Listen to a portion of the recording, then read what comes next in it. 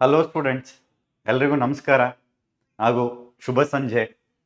ಮತ್ತೊಮ್ಮೆ PW Kannada YouTube ಚಾನಲ್ಗೆ ಆತ್ಮೀಯವಾದಂಥ ಸ್ವಾಗತ.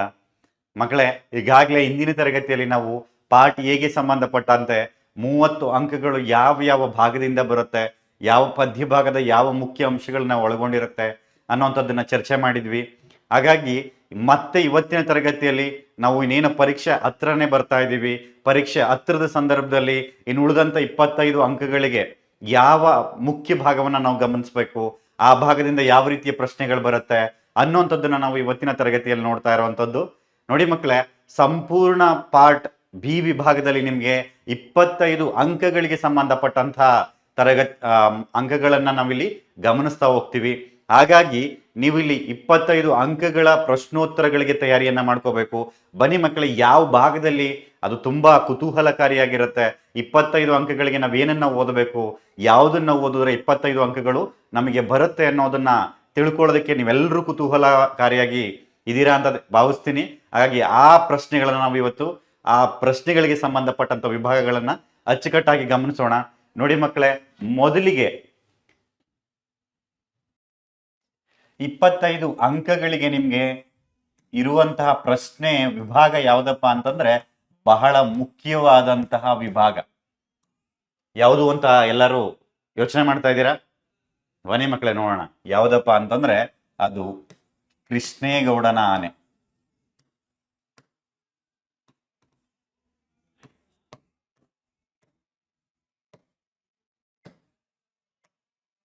ಹೌದು ಮಕ್ಕಳೇ, ಈ ದ್ವಿತೀಯ PUC ಕನ್ನಡ ಪಠ್ಯ ಪುಸ್ತಕದಲ್ಲಿ ನಿಮಗೆ ಕೊಟ್ಟಿರುವಂತಹ ದೀರ್ಘ ಗದ್ಯ ಕೃಷ್ಣೇಗೌಡನ ಆನೆ KP ಪೂರ್ಣಚಂದ್ರ ತೇಜಸ್ವಿ ಅವರು ಬರೆದಿರುವಂತಹ ಒಂದು ದೀರ್ಘ ಗದ್ಯ. ಈ ದೀರ್ಘ ಗದ್ಯದಿಂದ ನಿಮಗೆ ಒಟ್ಟಾರೆಯಾಗಿ 25 ಅಂಕಗಳಿಗೆ ಸಂಬಂಧಪಟ್ಟಂತಹ ಪ್ರಶ್ನೆಗಳು ಬರುವಂತಹ ಸಾಧ್ಯತೆಗಳಿರುತ್ತೆ. ಹಾಗಾಗಿ 25 ಅಂಕಗಳನ್ನ ನೀವು ಈ ಕೃಷ್ಣೇಗೌಡನ ಆನೆ ಒಂದೇ ವಿಭಾಗದಲ್ಲಿ ನೀವು ತಗೋಬಹುದು.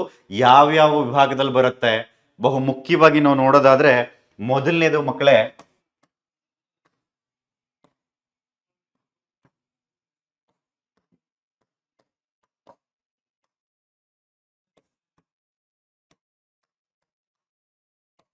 ಬಹು ಆಯ್ಕೆಯ ಪ್ರಶ್ನೆಗಳಿಗೆ ಸಂಬಂಧಪಟ್ಟಂತೆ ನಿಮ್ಗೆ 3 ಪ್ರಶ್ನೆಗಳಿರುತ್ತೆ. 3 ಪ್ರಶ್ನೆಗಳಲ್ಲಿ ಒಂದು ಪ್ರಶ್ನೆ ಮುಖ್ಯವಾಗಿ ಗದ್ಯ ಭಾಗ ಅಂದ್ರೆ ದೀರ್ಘ ಗದ್ಯದ ಯಾವುದಾದರೂ ಅಧ್ಯಾಯದ ಸಾಲುಗಳಿಗೆ ಸಂಬಂಧಪಟ್ಟಂತೆ ಒಂದು ಬಹು ಆಯ್ಕೆ ಪ್ರಶ್ನೆ ಇರುತ್ತೆ. ಇನ್ನು ಉಳಿದಂತ 2 ಪ್ರಶ್ನೆಗಳು ನೇರ ಪ್ರಶ್ನೆಗಳಾಗಿರ್ತವೆ. ಹಾಗಾಗಿ ಕೃಷ್ಣೇಗೌಡನ ಆನೆಯ ಒಂದು ಬಹು ಆಯ್ಕೆ ಪ್ರಶ್ನೆಗಳ ವಿಭಾಗದಲ್ಲಿ 3 ಅಂಕಗಳಿರುತ್ತೆ. ಅದಾದ ನಂತರ ನಿಮ್ಗೆ ಎರಡನೇ ಮುಖ್ಯವಾದಂತ ವಿಭಾಗ ಏನು ಅಂತಂದ್ರೆ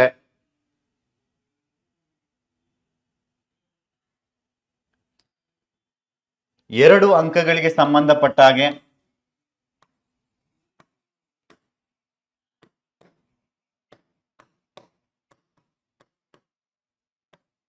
ಈ 2 ಅಂಕಗಳಿಗೆ ಸಂಬಂಧಪಟ್ಟ ಹಾಗೆ ಮಕ್ಕಳೇ ನಿಮ್ಗೆ ಪ್ರಶ್ನೆಗಳಿರುತ್ತೆ.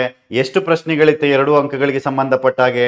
ನೀವು ಇಲ್ಲಿ ಮುಖ್ಯವಾಗಿ ಗಮನಿಸೋದಾದ್ರೆ 2 ಪ್ರಶ್ನೆಗಳನ್ನ ನೀವು ನೋಡ್ಬೋದು. 3 ಪ್ರಶ್ನೆಗಳನ್ನ ಕೊಟ್ಟು ಅದರಲ್ಲಿ 2 ಪ್ರಶ್ನೆಗಳನ್ನ ಉತ್ತರಗಳನ್ನಾಗಿ ಬರೆಯಿರಿ ಅಂತ ಹೇಳಿ. ಹಾಗಾಗಿ ಒಟ್ಟು 4 ಅಂಕಗಳು ಇದಕ್ಕೆ ಇರುತ್ತೆ. ಈ 4 ಅಂಕಗಳು ಕೃಷ್ಣೇಗೌಡನ ಆನೆಯ 2 ಅಂಕದ 2-3 ವಾಕ್ಯದಲ್ಲಿ ಉತ್ತರಿಸಿ ಬರೆಯಿರಿ ಎನ್ನುವಂತಹ ವಿಭಾಗದಿಂದ ಬರುತ್ತೆ ಮಕ್ಕಳೇ. ಹಾಗಾಗಿ ಈ 2-3 ಅಂಕಗಳಲ್ಲಿ ನೀವು 3 ಪ್ರಶ್ನೆಗೆ ತಯಾರಿಯನ್ನ ಮಾಡ್ಕೊಂಡ್ರೆ ಯಾವ 3 ಪ್ರಶ್ನೆಗಳಲ್ಲಿ 2 ಪ್ರಶ್ನೆಗಳನ್ನ ಬರೀಬೇಕು ಅನ್ನೋಂಥದ್ದನ್ನ ನಾವು ಮುಖ್ಯವಾಗಿ ಗಮನಿಸಬೇಕು. ನಂತರ ಮೂರನೇದು ಸಂದರ್ಭ ಸ್ವಾರಸ್ಯ.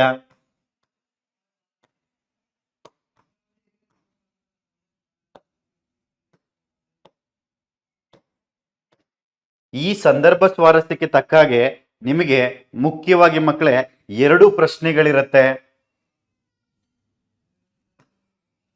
ಹಾಗಾಗಿ 6 ಅಂಕಗಳು. 2 ಪ್ರಶ್ನೆಗಳಲ್ಲಿ ನೀವು ಯಾವ್ದಾದ್ರು ಒಂದು ಪ್ರಶ್ನೆಯನ್ನ ಬರೀಬೇಕಾಗಿರುತ್ತೆ ಅಥವಾ 2 ಪ್ರಶ್ನೆಗಳಿಗೆ ಉತ್ತರಿಸಿ ಅಂತ ಹೇಳಿ ಆಯ್ಕೆಗಳನ್ನ ಕೊಡುವಂತ ಸಾಧ್ಯತೆಗಳು ಕೂಡ ಇರುತ್ತೆ.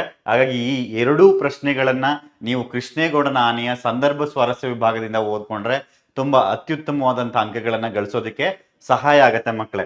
ಇನ್ನು ಉಳಿದಂತಹ ಭಾಗ ಯಾವ್ದಪ್ಪ ಅಂತಂದ್ರೆ ಕೃಷ್ಣೇಗೌಡನ ಆನೆಯಲ್ಲಿ 4ನೇದು 4 5-6 ವಾಕ್ಯಗಳಲ್ಲಿ ಉತ್ತರಿಸಿ.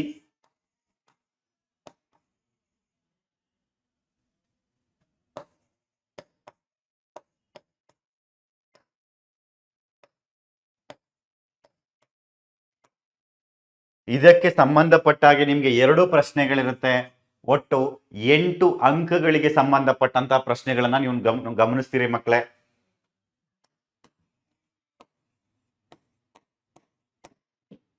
ಹಾಗಾಗಿ ಬಹು ಮುಖ್ಯವಾಗಿ ನಾವು ಯಾವೆಲ್ಲ ಪ್ರಶ್ನೆಗಳನ್ನ ಓದ್ಕೋಬೇಕು, ನಾವು 25 ಅಂಕಗಳಿಗೆ ಸಂಬಂಧಪಟ್ಟ ಹಾಗೆ ಈ ಅಧ್ಯಾಯದಲ್ಲಿ ನಿಮಗೆ ಬರುವಂತಹ ಎಲ್ಲಾ ಸಾಧ್ಯತೆಗಳನ್ನ ನೀವು ಗಮನಿಸಬಹುದು. ಈ ಒಂದು ಅಧ್ಯಾಯವನ್ನ ನೀವು ಗಮನಿಸಿದ್ರೆ ಅಲ್ಲಿರುವಂತಹ ಪ್ರಶ್ನೋತ್ತರಗಳನ್ನ ನೀವು ಓದ್ಕೊಂಡ್ರೆ, ಆ ಪ್ರಶ್ನೋತ್ತರಗಳಿಗೆ ನೀವು ತಯಾರಿಯನ್ನ ಮಾಡ್ಕೊಂಡ್ರೆ, ಆ ತಯಾರಿಗೆ ತಕ್ಕಂತ ಪ್ರಶ್ನೆಗಳು ಖಂಡಿತವಾಗಿಯೂ ವಾರ್ಷಿಕ ಪರೀಕ್ಷೆಯಲ್ಲಿ ಬರುತ್ತೆ.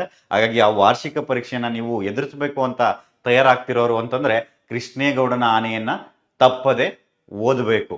ಅದಲ್ಲದೆ ಜೊತೆಗೆ ಮಕ್ಕಳೇ, ಇವತ್ತಿನ ಅಂದ್ರೆ ನಿಮ್ಮ ಮುಂದಿನ ತರಗತಿಯಲ್ಲಿ ನಿಮಗೆ ಇಡೀ ಕೃಷ್ಣೇಗೌಡನ ಆನೆಗೆ ಸಂಬಂಧಪಟ್ಟಂತಹ ದೀರ್ಘಗದ್ಯದ ಸಾರಾಂಶವನ್ನ ಲೈವ್ ತರಗತಿಯಲ್ಲಿ ಹೇಳ್ತಾ ಇದ್ದೀನಿ.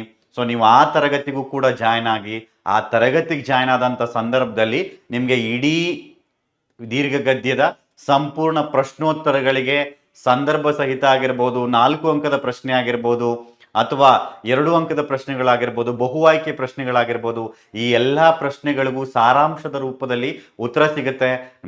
ತಪ್ಪದೆ ನೀವು ಆ ಕ್ಲಾಸಿಗೆ ಜಾಯ್ನ್ ಆಗಿ, ತಪ್ಪದೆ ಜಾಯ್ನ್ ಆದ್ರಿ ಅಂತಂದ್ರೆ ನಿಜವಾಗಿಯೂ ಕೂಡ ದೀರ್ಘಗದ್ಯ ಕೃಷ್ಣೇಗೌಡನ ಆನೆಯಲ್ಲಿ 25 ಅಂಕಗಳನ್ನ ನೀವು ಪಡೆಯೋದಕ್ಕೆ ಉತ್ತಮವಾದಂತಹ ಆಧಾರ ಸಿಗುತ್ತೆ. ನೀವು ತಪ್ಪದೆ ಮಾಡ್ಬೇಕಾಗಿರೋ ಕೆಲಸ ಮಕ್ಕಳೇ, ಆ ಕೃಷ್ಣೇಗೌಡನ ಆನೆಯ ತರಗತಿಗೆ ನೀವು ಎಲ್ಲರೂ ಜಾಯ್ನ್ ಆಗುವಂಥದ್ದು ಮರಿಬೇಡಿ ಮಕ್ಕಳೇ. ಇದು ನಾಳೆ ಸಂಜೆ ನಿಮಗೆ 6 ಗಂಟೆಯ ತರಗತಿಯಲ್ಲಿ ನಾನು ಕೃಷ್ಣೇಗೌಡನ ಆನೆಯ ದೀರ್ಘಗದ್ಯದ ಸಾರಾಂಶವನ್ನ ಹೇಳೋದಕ್ಕೆ ಹೊರಟಿರುವಂಥದ್ದು. ನೋಡಿ ಮಕ್ಕಳೇ, 25 ಅಂಕಗಳಿಗೆ ಸಂಬಂಧಪಟ್ಟಂತೆ ಇಡೀ ಒಂದೇ ದೀರ್ಘಗದ್ಯದಲ್ಲಿ ನಾವು ಯಾವ ಪ್ರಶ್ನೆಗಳನ್ನ ಓದ್ಕೊಂಡ್ರೆ ಯಾವ ಪ್ರಶ್ನೆಗಳಿಗೆ ಸಂಬಂಧಪಟ್ಟಂತ ಉತ್ತರವನ್ನ ಬರೀಬೇಕು ಅನ್ನೋಂಥದ್ದಕ್ಕೆ ಸಂಬಂಧಪಟ್ಟಾಗೆ ನಾಳಿನ ತರಗತಿಯಲ್ಲಿ ಚರ್ಚೆ ಮಾಡೋಣ.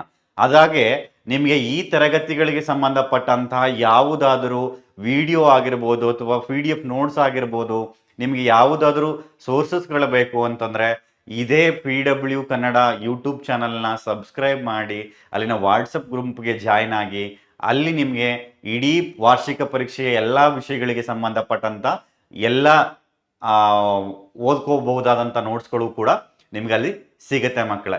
ಗೊತ್ತಲ್ಲ, ಮರೆಬೇಡಿ. 25 ಅಂಕಗಳಿಗೆ ಬರುವಂತಹ ಕೃಷ್ಣೇಗೌಡನ ಆನೆ ಅನ್ನುವಂಥ ದೀರ್ಘಗದ್ಯದ ತರಗತಿಯನ್ನು ತಪ್ಪದೆ ನೋಡಿ ಮಿಸ್ ಮಾಡ್ಕೋಬೇಡಿ ಮಕ್ಕಳೇ. ಧನ್ಯವಾದಗಳು.